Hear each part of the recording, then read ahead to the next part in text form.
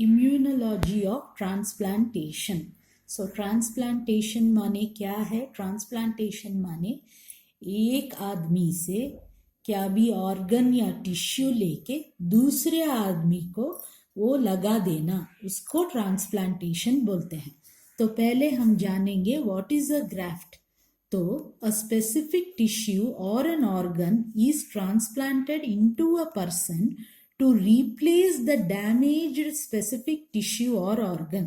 This transplanted tissue or organ is the graft. तो इससे क्या मतलब हो जाता है?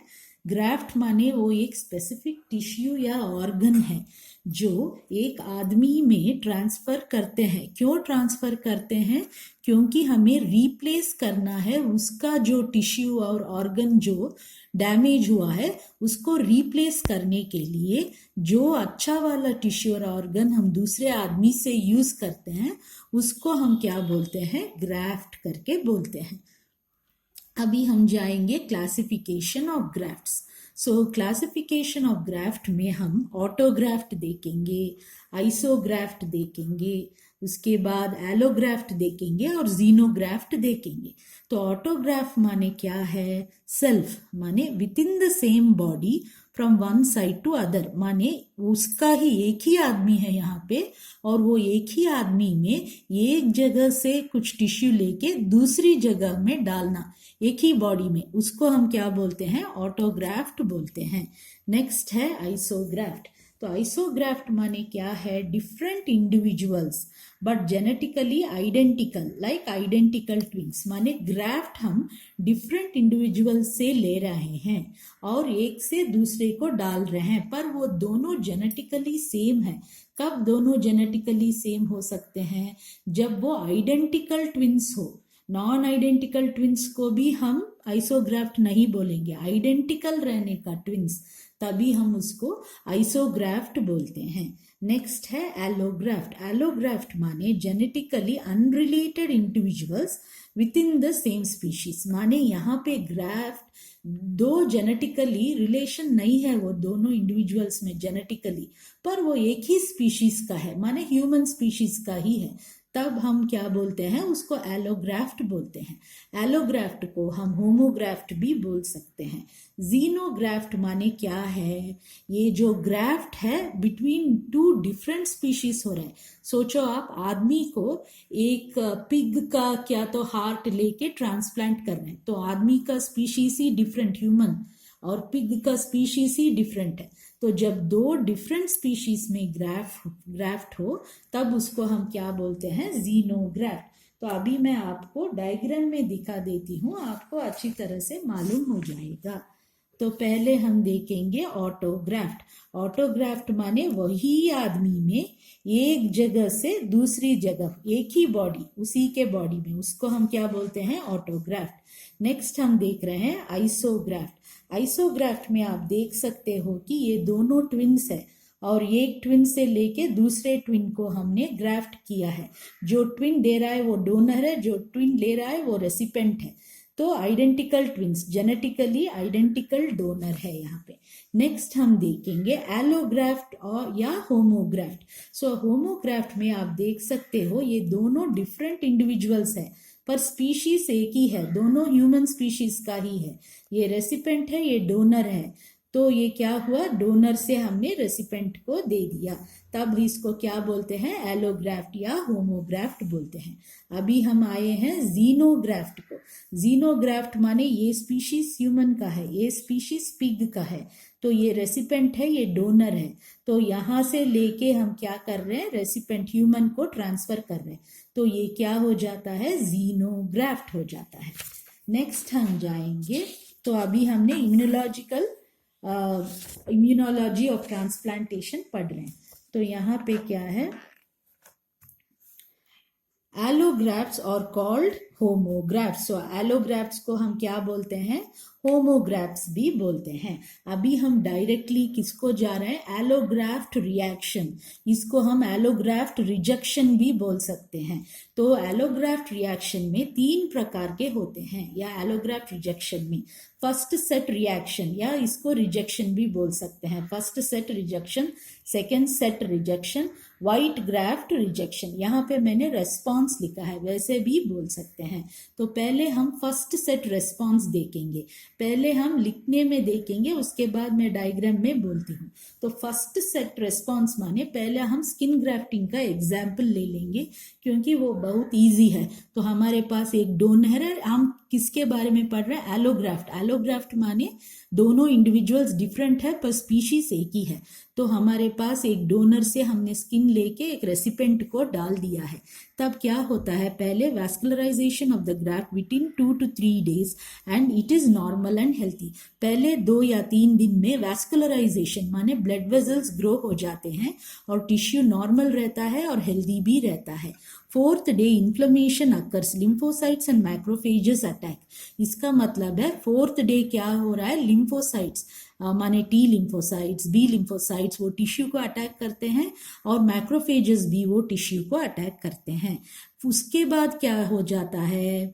Thrombi block the blood vessels. Blood vessels को थ्रोम्बस आके उसमें बैठ के उसको ब्लॉक कर देता है। तो जब थ्रोम्बस ब्लड वेजल को ब्लॉक कर देता है, वो टिश्यू को ब्लड नहीं मिलता। अगर टिश्यू को ब्लड नहीं मिलता तो उसको इस्कीमिया हो जाएगा, ऑक्सीजन नहीं मिलता। अगर इस्कीमिया हो गया तो टिश्यू मर जाता है, नेक्रोसिस। तो ischemic necrosis of the graft और the part. Next, graft appears. अभी ग्राफ्ट कैसा दिखता है? स्कैब जैसा दिखता है। स्कैब माने थोड़ा ब्राउन ब्लैकिश कलर। जब आप गिरते हो बाद में 6वां दिन ऐसे थोड़ा हार्ड हो जाता है उस जगह में, गिरने के बाद हील होने के बाद हार्ड होके थोड़ा ब्राउन और ब्लैक रहता है, उसको स्कैब बोलते हैं। Graft appears like scab and falls off on the 10th day. तो ये हुआ हमारा फर्स्ट सेट। क्या है ये? रिजेक्शन। या फर्स्ट सेट क्या है ये?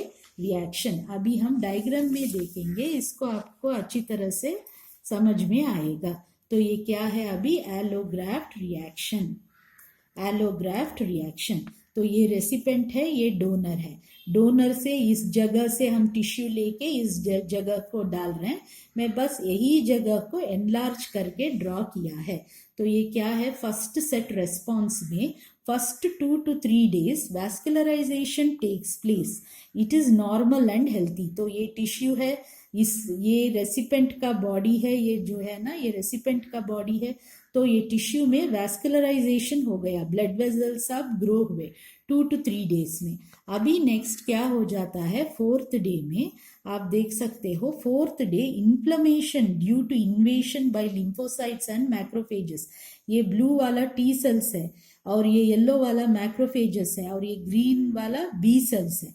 तो ये सभी को क्या बोलते हैं? टी सेल्स और बी सेल्स को लिम्फोसाइट्स बोलते हैं और मैक्रोफेजेस को मैक्रोफेजेस ही बोलते हैं। तो ये सभी आके अटैक किया, इसलिए टिश्यू के देखो ये लाल लाल हो गया है, इन्फ्लेमेशन हो गया है टिश्यू को।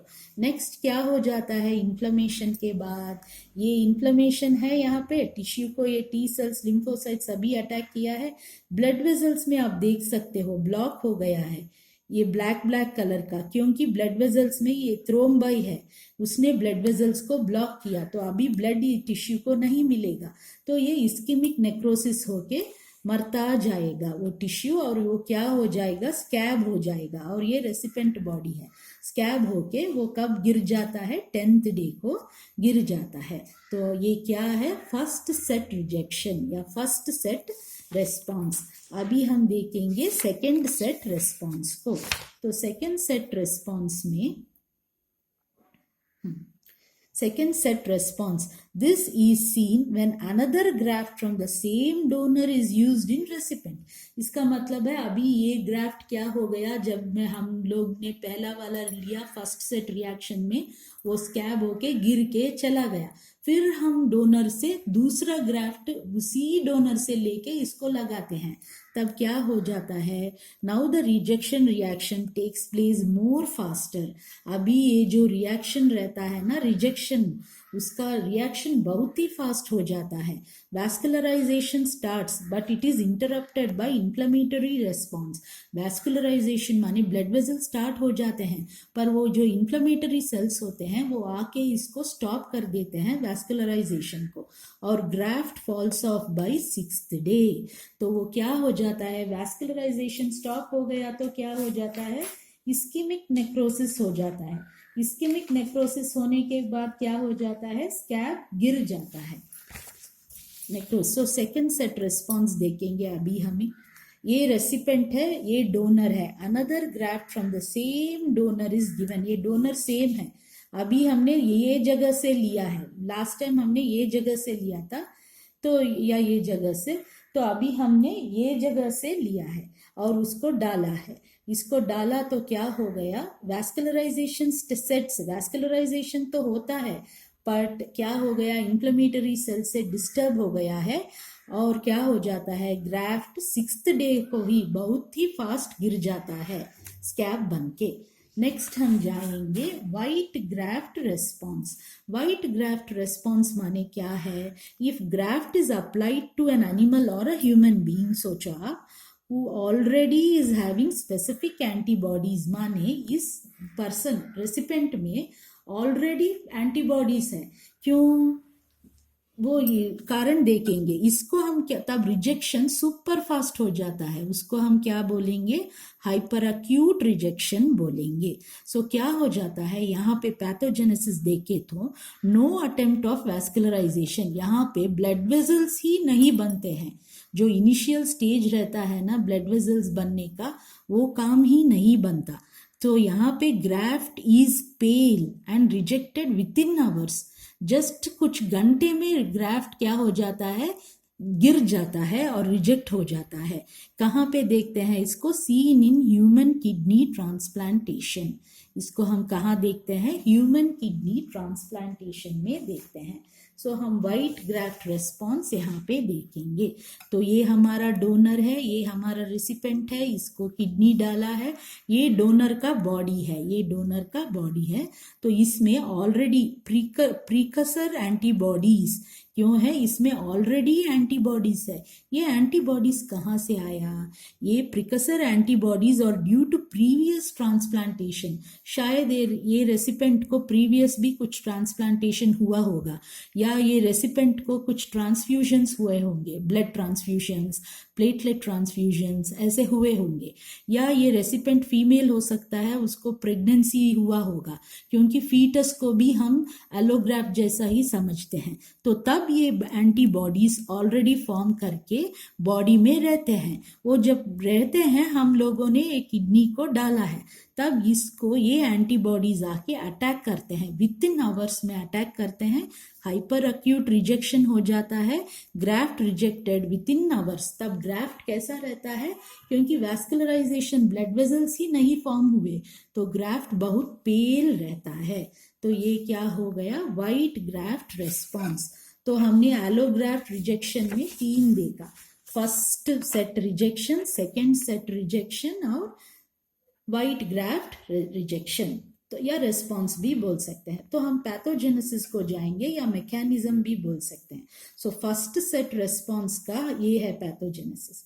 सो it is mainly due to CMI. CMI माने cell mediated immunity by T lymphocyte. Cell mediated immunity माने कौन लिम्फोसाइट्स इन्वॉल्व होते हैं, T, और एंटीबॉडी मीडिएटेड माने कौन इन्वॉल्व होते हैं, B.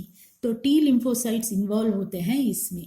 Here humoral antibodies are also produced, माने B सेल्स भी अपना एंटीबॉडीज प्रोड्यूस करते हैं. सेकेंड सेट रिजेक्शन, इसमें क्या होता है, here antibodies are formed in more abundance and fast. हमने देखा ऑलरेडी एंटीबॉडीज थे, वो आके वो किडनी को अटैक वो वाइट रेस्पॉन्स है, इसमें ये सेकेंड सेट रेस्पॉन्स है। सो सेकेंड सेट रेस्पॉन्स में ये वाला फिगर हमने देखा था, ये जो है ना, या ये वाला another graft from the same donor is used. तो अभी एंटीबॉडीज और फास्ट बन जाते हैं। क्या हो जाता है, here antibodies are formed in more abundance and faster. So these along with cell mediated immunity cause damage. Always remember, ये जो ट्रांसप्लांटेशन रिजेक्शंस होता है, मेन सेल मीडिएटेड इम्यूनिटी ही काम करता है यहाँ पे। नेक्स्ट, वाइट ग्राफ्ट रेस्पॉन्स में हम क्या दे सकते हैं, द रेसिपेंट में हैव प्री एग्जिस्टिंग एंटीबॉडीज। हमने देखा ऑलरेडी एंटीबॉडीज रहते हैं, उसके बाद हमने किडनी ट्रांसप्लांट किया, जो ऑलरेडी है वो जाके उसको अटैक करते हैं। तो due to previous transplantation, transfusion and pregnancy. तो अभी हम ये वाइट रेस्पॉन्स में एक और पॉइंट देखेंगे, this can be prevented by previously transfusing the donor specific blood in recipient. तो अगर ये वाइट ग्राफ्ट रेस्पॉन्स को हम रोकना चाहिए तो पहले ही, ट्रांसप्लांट के पहले हम क्या करना चाहिए, ब्लड ट्रांसफ्यूजन वो डोनर से लेके इसको करना चाहिए, स्पेसिफिक ब्लड ट्रांसफ्यूजन करना चाहिए। क्यों करके बाद में देखेंगे ये सब। Then kidney should be transplanted, this will favour graft survival. तब ग्राफ्ट सर्वाइव होता है। क्यों सर्वाइव होता है, because enhancing effect of antibodies to mismatch donor antigens. इस सेंटेंस का मतलब अभी आपको मालूम नहीं पड़ेगा, अभी हम जब पढ़ेंगे इम्यूनोलॉजिकल एनहांसमेंट उसके बारे में आपको मालूम हो जाएगा। तो इस प्रोसेस को क्या बोलते हैं, इम्यूनोलॉजिकल एनहांसमेंट। माने क्या है, enhancing the effect of antibodies to mismatch donor antigens. इसका मतलब अभी हम पढ़ेंगे। तो अभी नेक्स्ट हम क्या पढ़ेंगे, इम्यूनोलॉजिकल एनहांसमेंट पढ़ेंगे। तो इम्यूनोलॉजिकल एनहांसमेंट अभी आपको समझ में आएगा। तो ह्यूमरल एंटीबॉडीज माने क्या है, बी सेल जो एंटीबॉडीज प्रोड्यूस करता है, they act against the CMI माने cell mediated immunity, T cells के अगेंस्ट वो एक्ट करते हैं। ये है मेन प्रिंसिपल इम्यूनोलॉजिकल एनहांसमेंट में।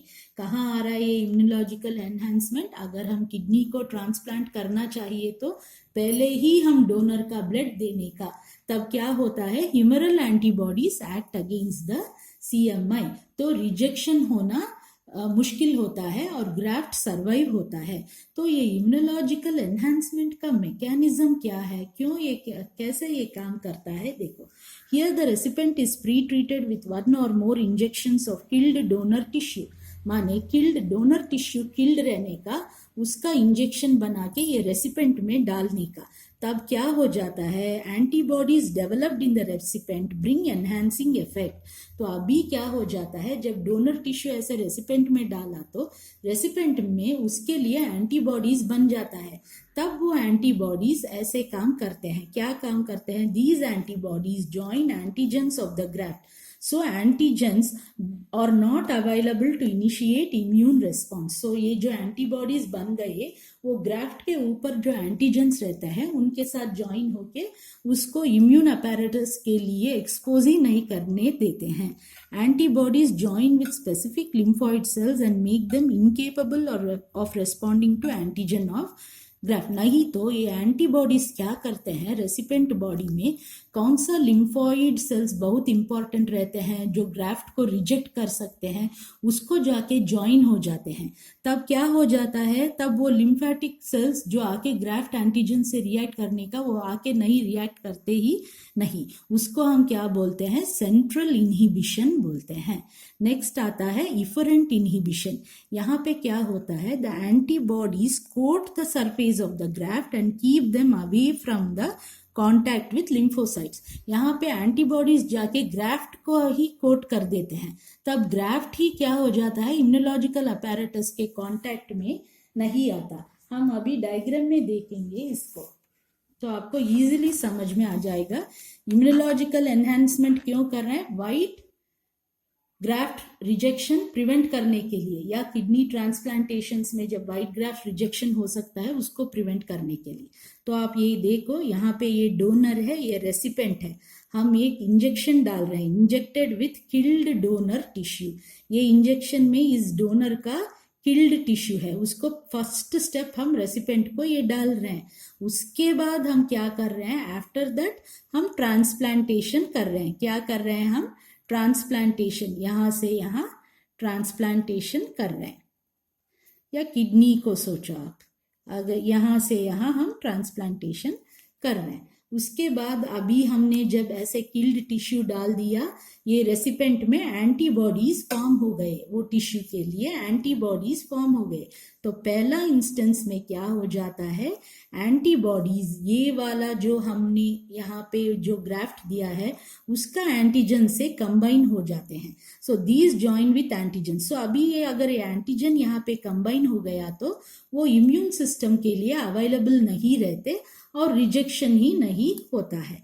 नेक्स्ट मैकेनिज्म में क्या होता है, ये जो एंटीबॉडीज बन गए हैं, ये जो रेसिपेंट का बॉडी का लिम्फॉइड सेल्स है, लिम्फॉइड सेल्स का काम है क्या, ये ग्राफ्ट में जो एंटीजेंस है उसको रिकॉग्नाइज करके उसके साथ जाके जगड़ने का।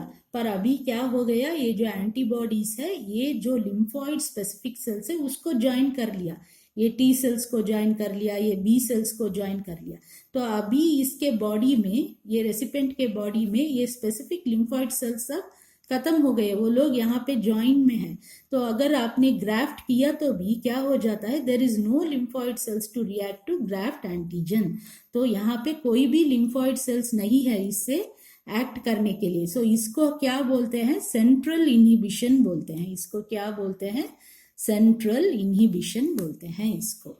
नेक्स्ट हम जाएंगे इसको पेरिफेरल इनहिबिशन। अभी ये जो एंटीबॉडीज बन गया, ये एंटीबॉडीज जाके देखो आप, ग्राफ्ट को पूरा कवर कर दिया। अगर ग्राफ्ट को पूरा कवर कर दिया तो ये लिम्फॉइड सेल्स इसको रिएक्ट ही नहीं कर सकते, तब कुछ रिएक्शन ही नहीं होता।